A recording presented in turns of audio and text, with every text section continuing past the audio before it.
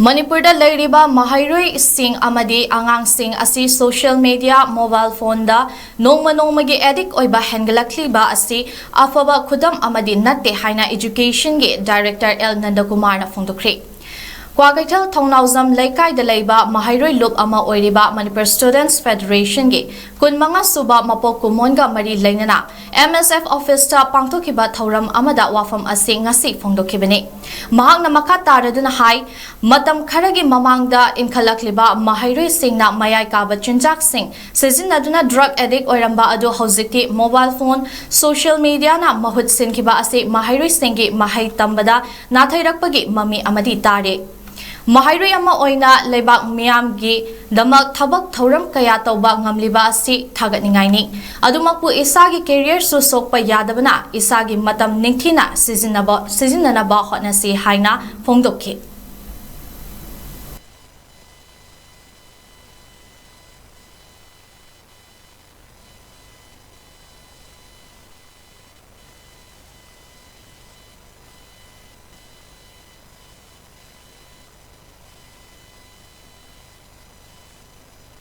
Addiction to social media. Masina aikoy hawraklib angang sing self discipline si to a great extent yamna mangal le. South Korea da hairibasi sahi 7-9 gi mamang digi moina ang hawrakliba naharol singi khwaidagi chawba problem si drug natre. Addiction to mobiles oire and mobile gi addiction si dagi ngathokna ba ne school curriculum syllabus sida yoga tawba meditation tawba tongan ba side amadagi masi control tawna ba hotna ba hokre. India, particularly Manipur, so quite a mayam yek never say. Procrastinate to wasigi matakta addiction to social media. So last but not the least, I know Tanzania of Mamadi. Satra Satrisin I isel in after the end of Kanzaraga. I quite Mayam gi tabak shoot of the Bayati Tawgadabani. Mayam gi tabak Tawriba, Mayam gi silly but Sisumi, Loing Sian Mangamanatim, young pay. Tawgadabu. I quite Isaki career sings you, Swoktanaba Kawayati.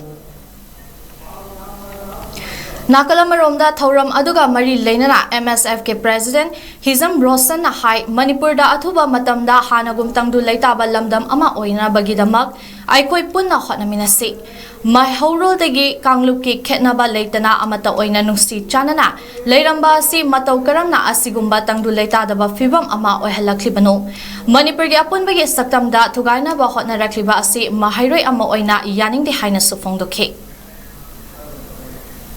nationalism da based of daba amaga nungsinadaba amaga hajanaba watba si punna amata oiba night oiba wakalonda gidi nationalism gi wakalon laga punba amadi tati nungsibagi wakalonda work community sigi kunai se so mani kunai ba gidi aduna MSF ki foundation ki mai lena specific like aduna adudi kasingna masi chatharak liba group amaga nungsinadaba se kanana silak lalumo habi pulamanga ya tamina komni